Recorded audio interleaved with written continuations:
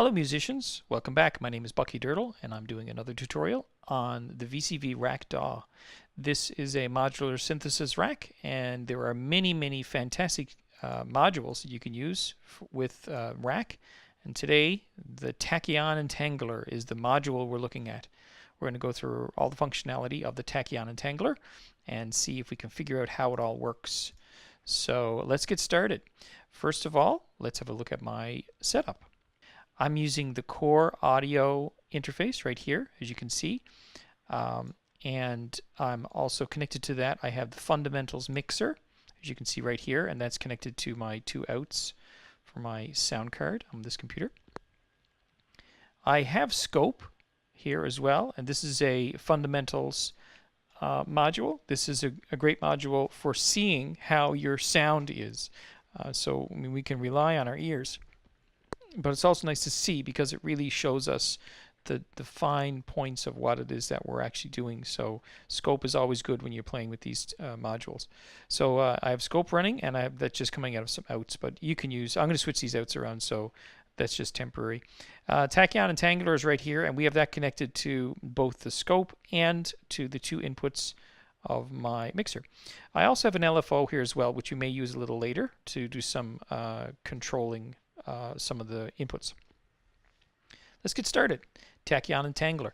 Now this is by 21 kilohertz. That's the manufacturer or the project owner for this open source module. You've also seen some other things I've done by 21 kilohertz. You can check that out as well. This is a Tachyon Entangler is actually a combination of two of the other modules by this group. Called Palm Loop. Now I have a tutorial showing how to use Palm Loop as well on utopia.io. You can check that out. But a lot of what's in Palm Loop is in here as well, but there's a bit more as well. So let's get started. First of all, let's go down through the geography of this layout, and we'll basically take the different controls and inputs as we come to them. Okay, so that's basically how we'll do this. So let's just start at the top here. You can see it sort of looks like it's in two sections.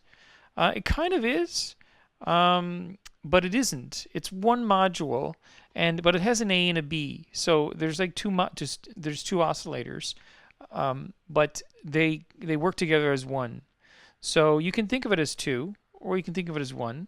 I play drums a lot, and I like to think of the drum set as one instrument rather than a collection of parts.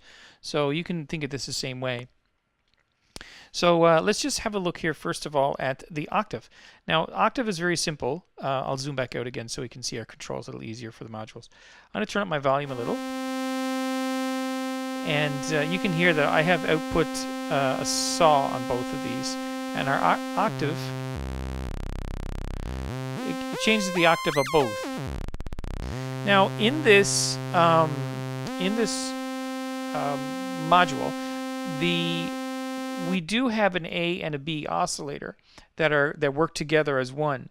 The A is the master oscillator and the B is the slave oscillator. So you can think of it that way. So A is the master and then B is the slave. So they will affect the sound differently. If they were both working equally, then by changing one or the other, it would work equally. But this is different because the A is the master and B is the slave. You will find that as you change things on B, they will respond. The sound will change differently than if you made the same change on A. Okay, but the octave actually changes the octave of both. Okay, that's the first thing. Now, we have on both oscillators, on A and B, we have an FM A and an FM B. Now that's frequency modulation. And if I turn up my volume a little bit, and we'll play with a little bit of this, just a little, this has to do with the input. So the input from our control voltage. So I'm going to just move this over out of the way. And oh my mouse is not agreeing with me today. Look at that. Okay, and over there, and now let's move our LFO up. So I'm going to take a sine wave, and I'm going to go into my, let's go linear. So now, if I, depending on how much I change this, it's going to change the modulation, the FM modulation, frequency modulation of A, and that is coming from our LFO right here. So our LFO is going into our linear frequency modulation for A, and this attenuverter right here allows us to increase or decrease the amount of effect that has on the frequency modulation. That's for linear. If we go over here, it's exponential. So it gives us a different effect. And in other tutorials, I've talked a lot about linear and exponential, the differences in linear and exponential with respect to frequency modulation or other controls, and you can refer to those, exponential and linear. But we have two separate inputs, and we can control the amount with these both attenuverters. And reminder, an attenuverter means that 0 is straight up. This boosts the signal, and this removes the signal. So this has a positive effect, and this has a negative effect. Okay, because it's an attenuverter, and both of these are attenuverters. Okay, so now that is for both of these inputs, A, exponential A, linear A. If we go over to a B, we have the same thing. You can see we have an exponential B and a linear B. So we can make the same changes there. Let's turn our volume up, and I will change this. And you notice it sounds different here, you see, than before. It sounds very different than what I was doing before. And remember I said that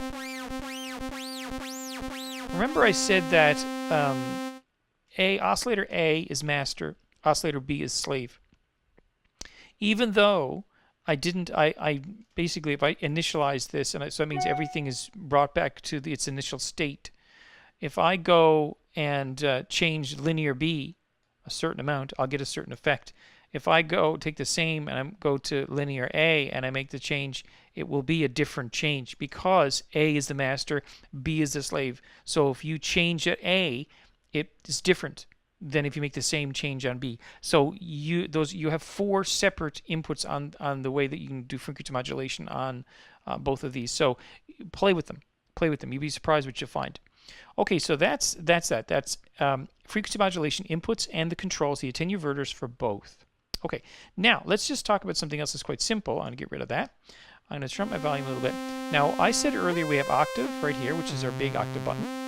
We also have a coarse fine tuning, which is semitones. And then we have fine, which is the sense between the semitones.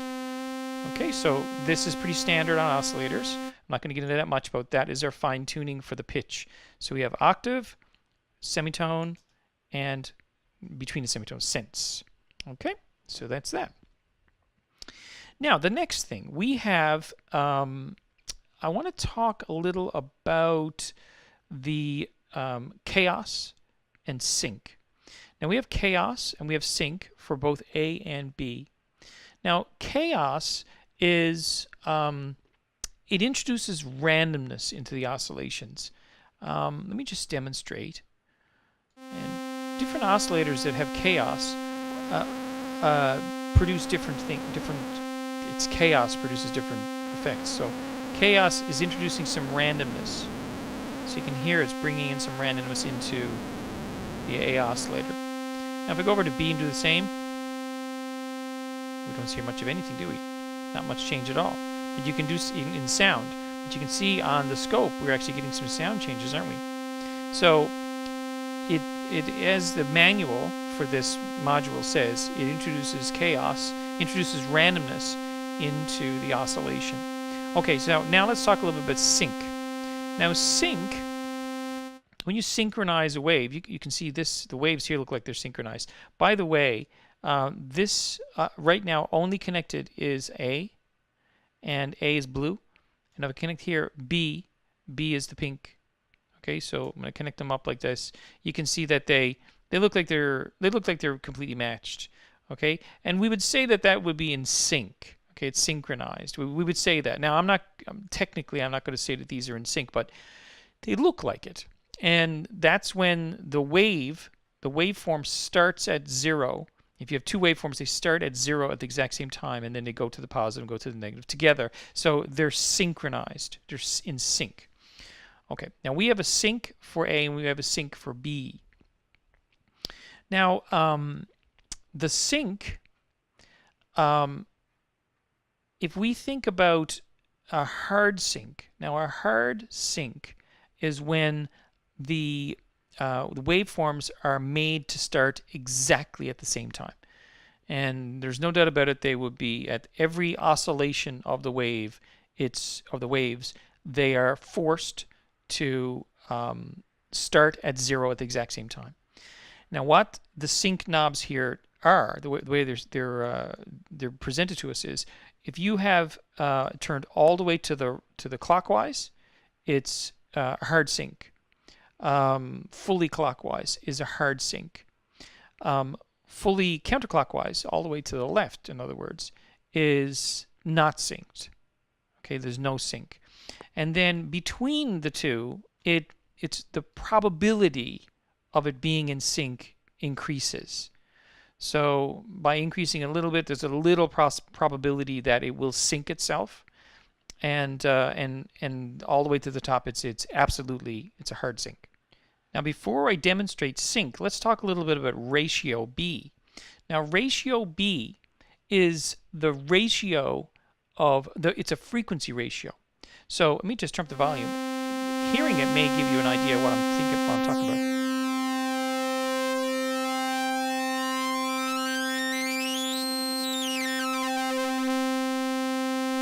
So what this is it is the ratio of the two pitches between A and B. So you can hear it's pulling it out of sync because it's changing. The ratio is changing. It's changing the pitch of B to A to B. So if I put this little up here, so the ratio is different, and then I start playing with my sync, you'll start to hear. You see, so this is not in sync at all. And then as we do it, it puts itself in sync. You can hear the probability. And then if I go all the way to the top, now this would be both frequencies are now in sync. They may not be the same frequencies, but they are in sync. And if I go back down again, that's because B, you see, is already up to the top.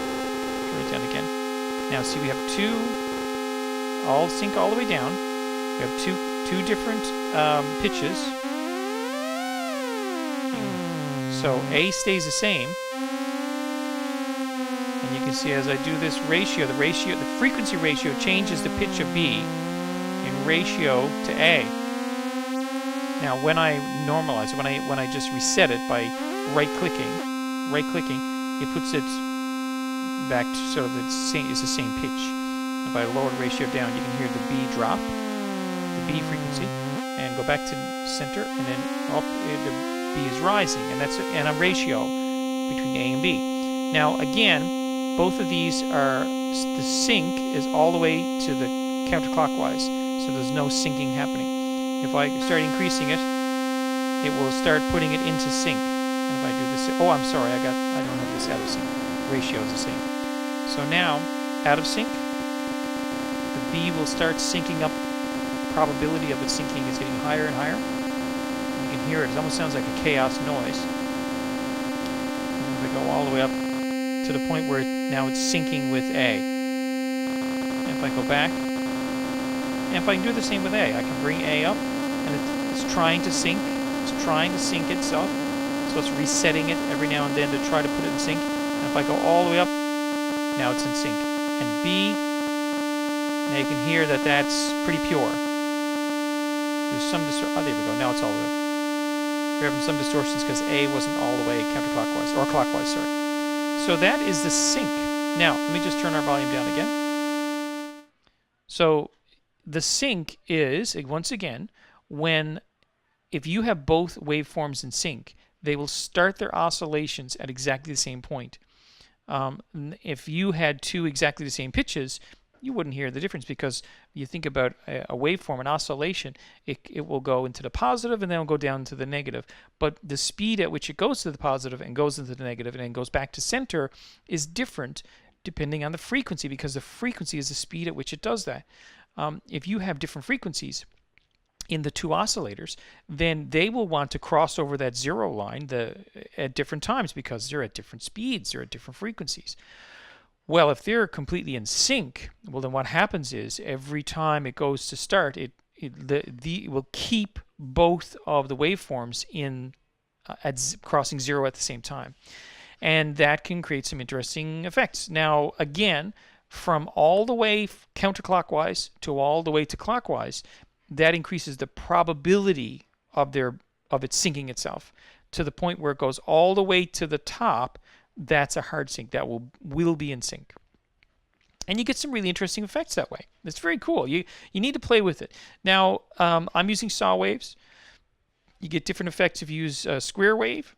And probably it's a good time to talk about our outputs here. Square wave is an octave lower than the saw wave for different effects. And you can play with that yourselves, but it gives us some different effects.